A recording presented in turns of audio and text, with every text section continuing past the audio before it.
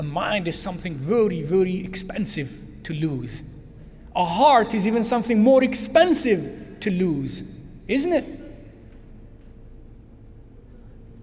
When these things are clear in our minds as a philosophy of our lives, then the application of that becomes clearer to us and easier. But if we undertake a different philosophy of life like some others have, for some people, Allah doesn't exist, wal-'iyadhu billah. God doesn't exist for some people. For some people, the moral issue is not an issue at all. Morality is not something to be included in the equations of life. They have made a choice. That's their choice. Yes, and it's a philosophy that people want to force on others by so many political means and diplomatic means and other things and educational means. If we belong to that philosophy, yes, of course. Why not do this? Why not do that? I have no boundaries. And today I'm going to talk to the youth about the concept of when the other side of freedom. The other side of freedom. Their definition of freedom is something that is not my definition of freedom. They call freedom, for example, the liberty for a man or a woman to have illicit sex, to indulge in sexual relationship with anybody at all time without restriction, just like the cows do and the hyenas do. That I call freedom of hyenas and cows.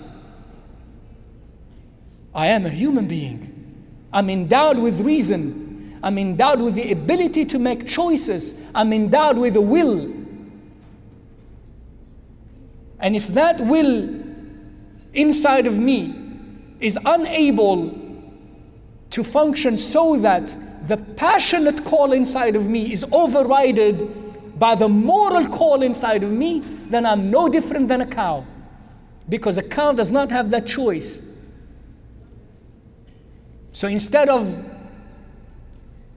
Descartes saying, I think, therefore I am, I say, I show sabr, therefore I am human.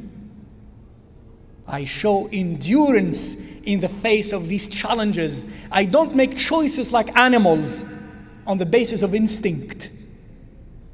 So if that call inside of me of don't indulge into this overrides the passionate call inside of me, do it, then I have shown that I am human. Because animals do not have something else that control the instinct. The choice of whether I do this or do that is not simple. It's what type of philosophy I belong to. And if I belong to a certain philosophy, then it has consequences. I have an orderly, disciplined style of life. I don't pick from here and there and I have no meaning to life. And no discipline to life, and no standard in life. I pick from the capitalist what I like, from the communist what I like, from the liberal what I like, from the conservative from what I like, what that cattle-like nafs likes. And then I have no definition of self. I have an amorphous self that is worth nothing. The answer to that question depends on these things as well, my dear brothers and sisters.